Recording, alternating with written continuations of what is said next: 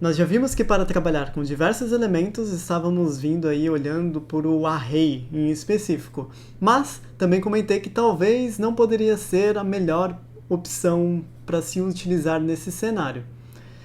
Mas então, qual outras opções que a gente tem para trabalhar com diversos elementos? Sendo assim, nós temos uma série de coleções que podem nos ajudar nesse cenário, que a gente vai ver aí um pouquinho nos próximos vídeos, mas nesse vídeo em específico, uma possibilidade que eu vou apresentar para vocês é a lista, né? Mas qual que é a diferença, qual que é a vantagem de se utilizar a lista, né? O que é a lista de fato? Existem alguns pontos que podemos diferenciar os arrays de uma lista, e um desses pontos é o tamanho. Enquanto no array nós temos tamanhos fixos de arrays, né? Ou seja, a gente não consegue adicionar elementos, remover elementos, manipular muito bem os elementos que estão dentro daquele array, a gente tem a lista, que tem ali tamanho dinâmico, sendo assim a gente consegue adicionar elementos, remover elementos e etc.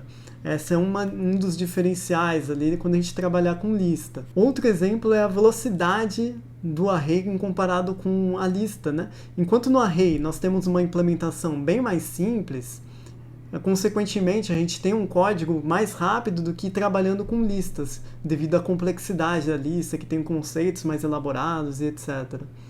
Mas muitas vezes essa velocidade mais rápida do array é quase imperceptível em comparação com a lista, muito por conta do poder computacional que evoluiu muito.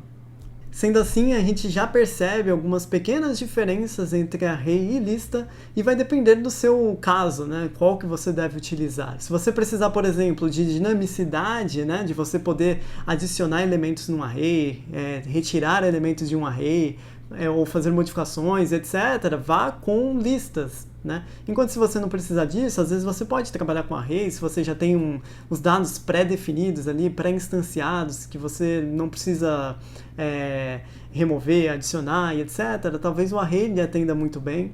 Mas antes de seguirmos com o conteúdo na prática lá no Kotlin, já deixa seu like e se inscreve aí no canal, que isso motiva pra caramba a criação de novos vídeos, beleza? Voltando para o conteúdo, eu já criei um arquivo aqui pra gente chamado lista, né?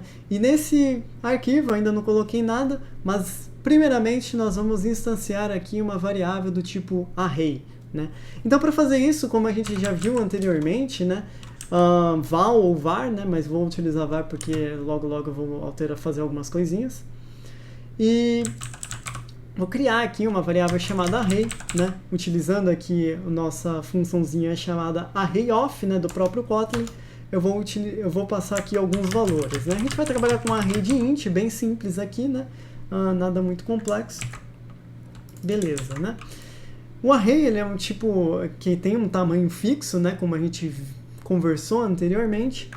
E por ter tamanho fixo, a gente não tem alguns métodos que seriam interessantes aqui pra gente, né? A gente não tem um add, né? Para adicionar um novo elemento. A gente tem um tipo set aqui, né? Que é para a gente trocar o valor no array, né? Para fazer algumas alterações. Se a gente fizer aqui, por exemplo, índice 1, na verdade vai ser 9. Só acatar aqui a alteração dele. E a gente fizer um print ln aqui do array na posição 1, a gente vai ver que a gente realmente está printando o número 9, né? E não o número 2, né? Como anteriormente a gente tinha visto, né? Só lembrando, né, que no array, quando a gente está trabalhando com array, ou até mesmo com lista, né, como a gente vai ver posteriormente, a gente sempre começa com o índice 0, né? O primeiro elemento, né, na posição 1 do nosso array, na verdade é índice 0, né? O índice 1 é o nosso segundo elemento, o índice 2 é o nosso terceiro elemento e assim por diante. A gente não pode confundir isso, né? Só para mostrar anteriormente, né, esse valor aqui, né, o quanto que estava antes, a gente vai ver que antes era 2 e depois virou 9, né? E aí você pode estar pensando, pô, a gente não pode utilizar esse set para adicionar um novo elemento no nosso array? Vamos tentar fazer isso, né? Vou colocar aqui na nossa posição 6, né, que é a nossa o último índice, né, posterior a esse último elemento.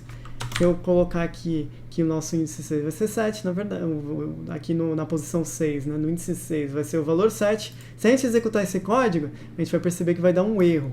Consequentemente, a gente não consegue adicionar um elemento como previamente a gente tinha conversado, né? Apesar de que no array a gente consegue fazer uma concatenação de array, né? Então, se eu tivesse 2 arrays ali, eu poderia fazer algo parecido com isso daqui, né? Quero adicionar um elemento no meu array. Eu vou lá, falo array mais igual e adiciono um novo elemento, né? E aí, consequentemente, agora o meu array ele vai ter aqui a posição 6, né? Eu vou conseguir printar esse valor 7. Mas qual que é a questão aqui, né? Quando a gente faz esse concatenação, para falar a verdade, a gente não está com o mesmo array, a gente está criando um novo array, né? Esse array que a gente previamente instanciou aqui, ele deixou de existir e foi criado um novo array com esses elementos mais esse elemento, né? Então, ainda assim, a gente não tem aquela dinamicidade que a gente tinha conversado das listas, né? E aí, para a gente verificar essa dinamicidade da lista, eu vou criar aqui uma variável lista, né? Utilizando a palavrinha val, a gente tem algumas maneiras, né, de fazer isso, né? Vou começar pela mais simples, que é o list of, né? Então, fazendo a mesma coisa, vou instanciar nossas variáveis 3, 4, 5, 6, né? E aqui nessa lista, a gente vai perceber que a gente não consegue fazer alterações, a gente não consegue trazer um set, a gente não consegue fazer o add, a gente não consegue fazer muitas coisas, né? Mas da mesma forma que anteriormente, a gente também conseguiria fazer, por exemplo, para adicionar o nosso elemento set ali, fazer um mais igual, né? De uma outra lista, né? Então, só como exemplo aqui, e aí eu vou printar o nosso elemento 6, né? Só para averiguarmos, né, as coisas. Ele está reclamando aqui, a minha amarelozinha, deixa eu ver o que é. Ele está só explicando aqui para mim que, como eu comentei anteriormente, que a lista ela vai ser criada uma nova lista, né? Ela não vai criar, ele não vai adicionar esse novo elemento à lista, né? Que é o que eu tinha comentado. E aí ele está sugerindo aqui uma mudança, né, e etc, mas a gente vai ver isso posteriormente. Por enquanto eu vou deixar amarelozinho aqui. Se a gente executar esse código, a gente percebe que da mesma forma printou o 6, 7 ali, mas ainda assim a gente não está com aquela dinamicidade que a gente queria, né? Pô, tu tá enganando a gente, né? Pô, brincadeiras à parte. A questão é que a gente tem outro tipo de lista que representa essas listas mutáveis, né? O list of, ele retorna aqui pra gente uma lista, né? E a lista, para falar a verdade, é uma interface, né? Que a gente vai comentar um pouquinho mais para frente, isso daí, mas o que vale destacar até o momento é que a interface é um contrato ali, né? Basicamente, onde a gente pode ter diversas implementações, mas a gente vai comentar sobre isso um pouquinho melhor mais para frente, beleza? Sendo assim, se a gente for ver aqui no contrato que a gente tem de lista, a gente não tem um método aqui de add, um método de set aqui, que possa nos remeter à ideia de que a gente possa adicionar um elemento, né, na lista, né?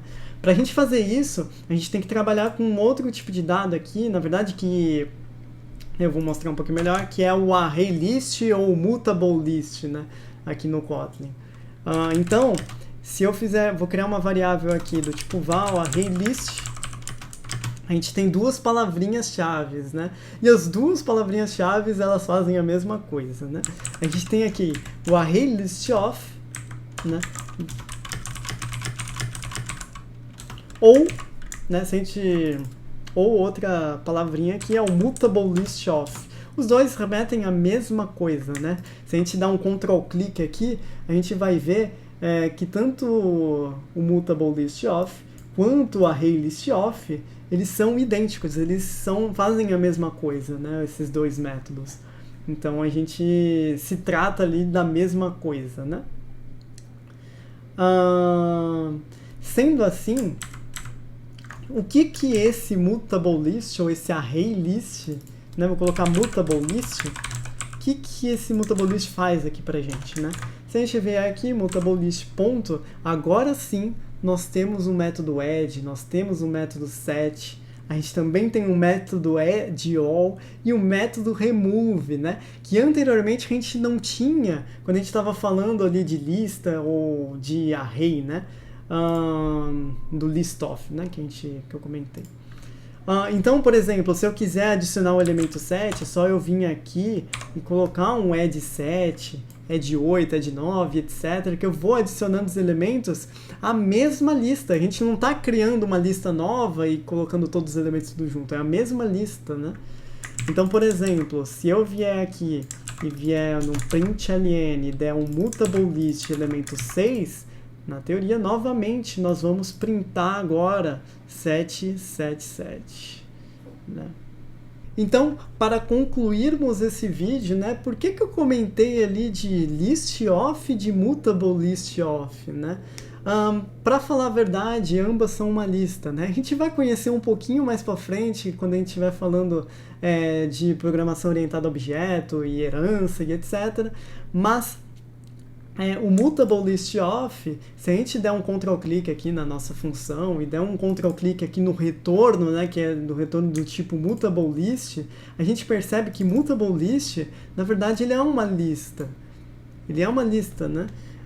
Só que com algumas coisas a mais, né? O mutable list, ele tem aqui o método add, né? Tem o método remove, addAll e etc, né? Mas no fundo, ele é uma lista, né?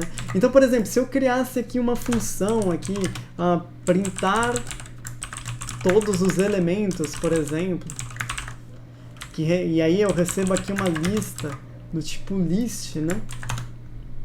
Vou colocar do tipo int aqui, né? E eu fizer aqui um for each, né? Da mesma forma que a gente viu ali quando a gente estava percorrendo os elementos, né? E fizer aqui um println, aliás, vou fazer um pouquinho diferente, vou colocar um for each indexed, ou seja, eu quero o índice também, não só o valor em si, eu quero o índice, né? E aí, vou colocar aqui index, valor, concatenar aqui com a palavrinha aí, eu vou conseguir chamar essa nossa função tanto para o nosso mutable list, quanto para a nossa função list. Porque ambas são uma lista, né? Apesar dos tipos delas serem um pouquinho diferentes, né? Que enquanto que a gente retorna aqui o mutable list off, a gente tem o mutable list, né? Como retorno, e aqui no list off a gente tem aqui o retorno de uma lista, né? Mas ainda assim a gente consegue com uma única função tratar ambos os casos, e isso a gente vai ver um pouquinho mais para frente quando a gente estiver falando de herança. Só estou adiantando um pouquinho, mas só para concluir esse vídeo, a gente percebeu ali qual que é a diferença entre o array e lista, e agora você já sabe que quando você precisar de dinamicidade nos dados, é melhor trabalhar com listas. Beleza?